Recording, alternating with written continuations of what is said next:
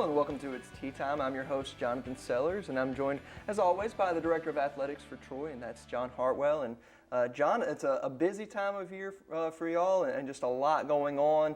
Baseball, softball, all the spring sports, including football. Football is underway right now, and they're in their spring practice. Yeah, it is really busy as we wind down the final month or so of the academic year.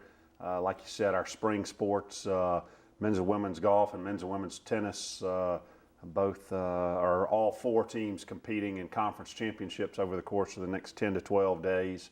And, football is in week 3 of their spring practice, which will culminate on April 25th, the Saturday for the T-Day game. And baseball, softball, wide open right now, so a lot going on. Well, we'll talk about the teams that are winding down their seasons first. Men's and women's golf, both teams playing very well. Men's golf team is actually in a tournament right now, but both have played really well going into those tournaments, the conference tournaments. Yeah, they really have. Our men's team, there are 3 or 4 Birdie Fire golf stat. There are 3 or 4 rankings, but all of them have our golf team in the mid-40s. And they have played very well. Coach Matt Terry and his group, and like you said, they're competing right now at Old Waverly in Mississippi, which is their final tune-up before they start their conference tournament next Sunday down at Sandestin. And they've got themselves positioned very well that even if they were not to win the Sun Belt Conference Championship, which they feel very strongly about right now, their ranking is such where they'll probably get an at-large NCAA bid, which is a tremendous accomplishment. And that's very exciting. And the women's team, same way. They've been playing well and coming off last year's Sun Belt Conference Championship and returning all those players, including Fatima Fernandez-Cano. They've just continued to roll on from last year. Yes, they have, and fresh off a victory last week at the tournament at Georgia State, where Fatima won the individual title as well, and they are poised to make another run at a conference championship this year, which will be next week down in Loxley, Alabama, at the same course where they won the championship last year. So it should be very familiar surroundings and hopefully the same results as well. And I know the men's tennis team, once again, they're a team that's on a hot streak. They continue to climb the rankings and are looking forward to the championships. Yeah, they've had a tremendous year. Coach Scott Kidd, and his staff have done a tremendous job. Had a little bit of a disappointing loss last Friday in Orlando, lost to UCF, a match they felt very good going into. But I think that may give them a little extra motivation going into next week's Sun Belt Championships down in New Orleans.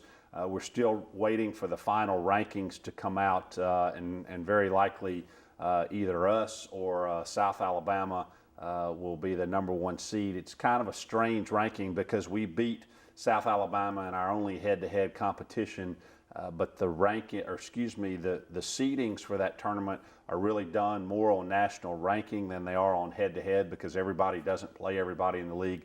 But they're still very hopeful to get that 1 seed. And I know the women's team, we'll speak with Rawia later in this show, but one thing she mentioned was the parity in the league, and that if she can get her team healthy, that she thinks they can make a run in the conference tournament. Yeah, they can, and she's exactly right.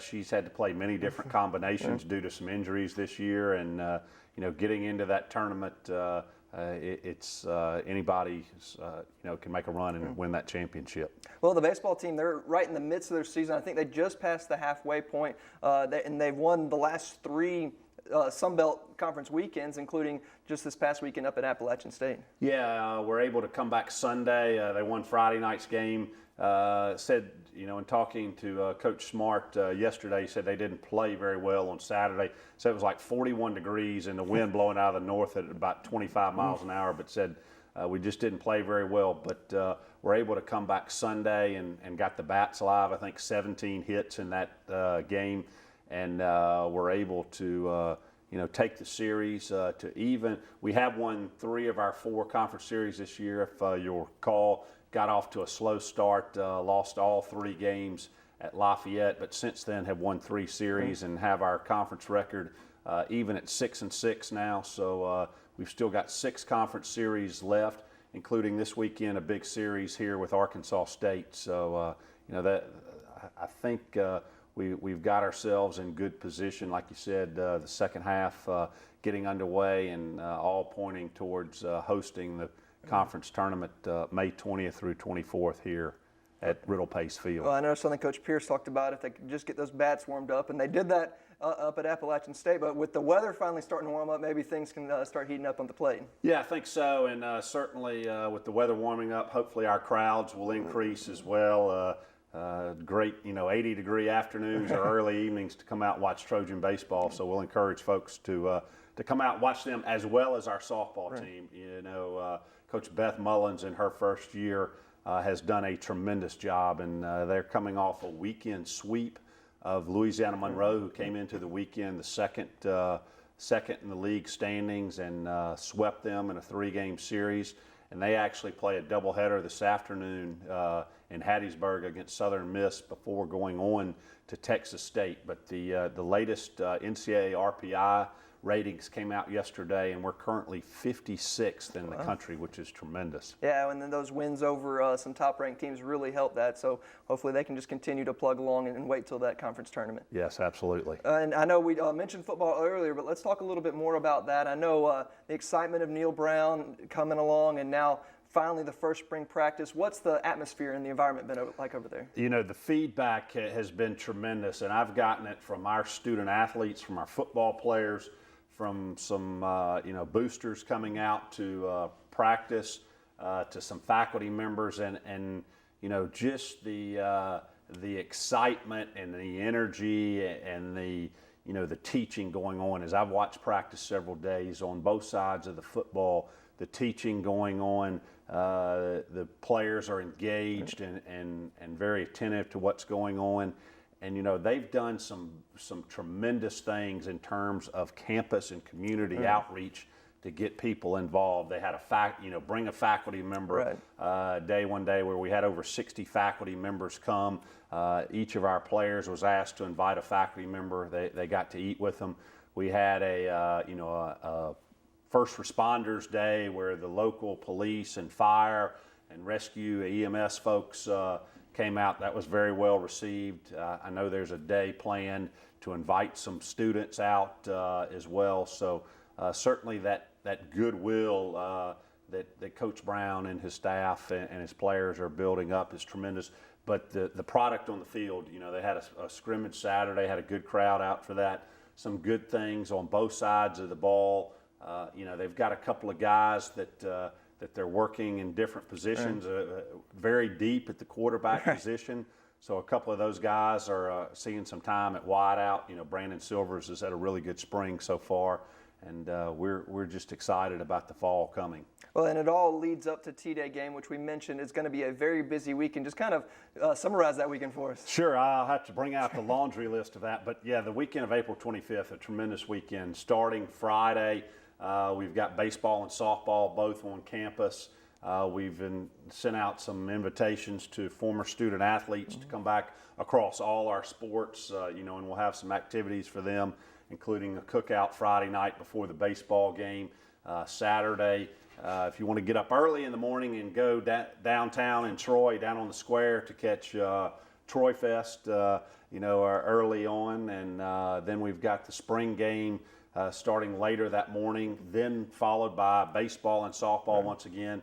And then that evening, our fourth class of the Troy Athletics Hall of Fame will be inducted. And then if you hadn't had enough by then, on Sunday, we'll close out the weekend with baseball and softball. So a tremendous amount of activities going on that weekend. Now, I know I saw just the other day that there were limited tickets left for the Hall of Fame. Are there still tickets left for that? Yes, there are some tickets left. Those tables have gone very quickly, but call our athletics department office, and whoever answers the phone can help you out and hook you up with tickets for that event. It's always a great event and top notch, and another great class going in this year. Yeah, we're excited about it, and a great cross section. We've got several decades of Trojan athletics represented, across several different sports. So again, the fourth class, and it is a tremendous first class event held in Trojan Arena. All right, well, lots going on and lots to keep track with, so we'll try to cheer the Trojans on along the way. Great, thanks, Jonathan. Thank you.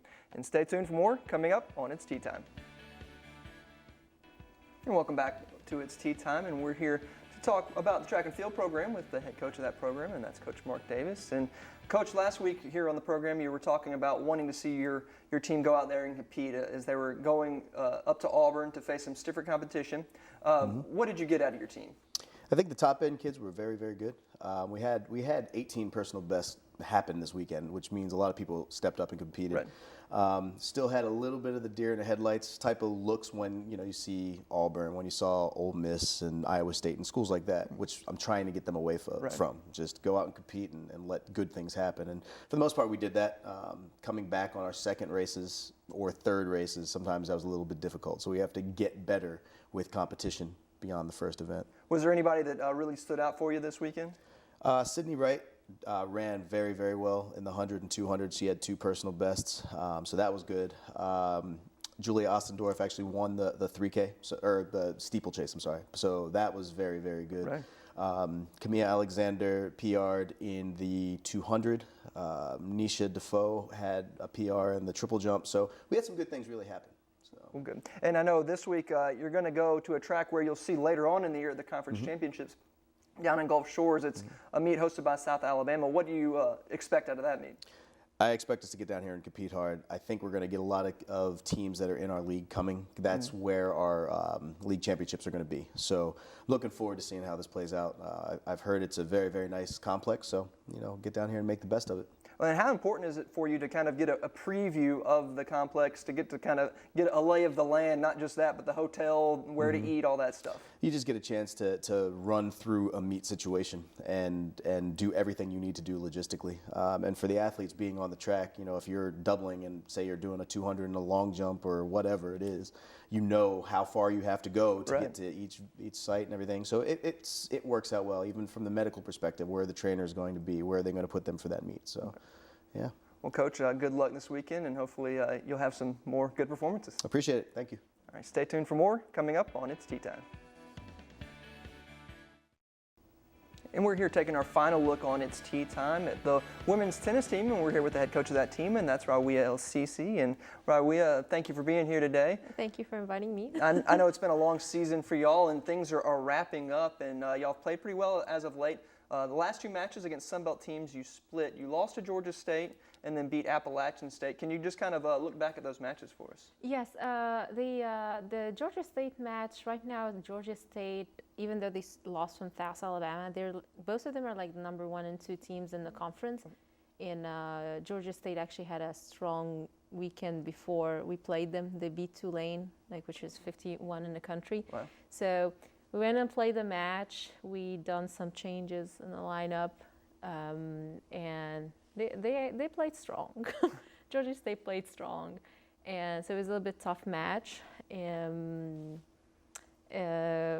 We went the next day and played Appalachia State, which team actually performed pretty strong, and they beat Appalachia State 5-2. Which kind of was expected. They can do that, but they're just working their way, match by match, trying to get ready for the conference. Well, and one of those players who's really done well has been Trang Hyun. Yes. She has won 10 in a row and 13-3 on the season. Just talk about her performance. Trang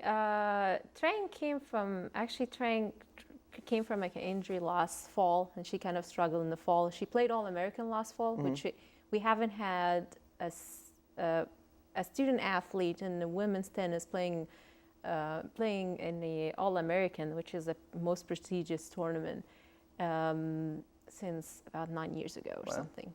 And so she got invited, her and her double partner Anya Kosovic, but she was struggling with injury in the fall.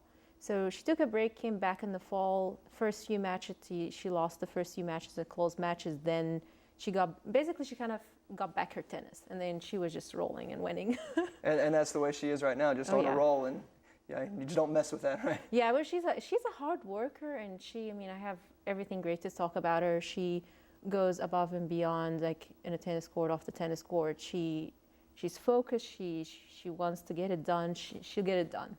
Now, as you said, there's just a couple of matches left before the conference championships, which is in just a little less than 2 weeks. What are you going to be working on in those matches, getting ready for the tournament?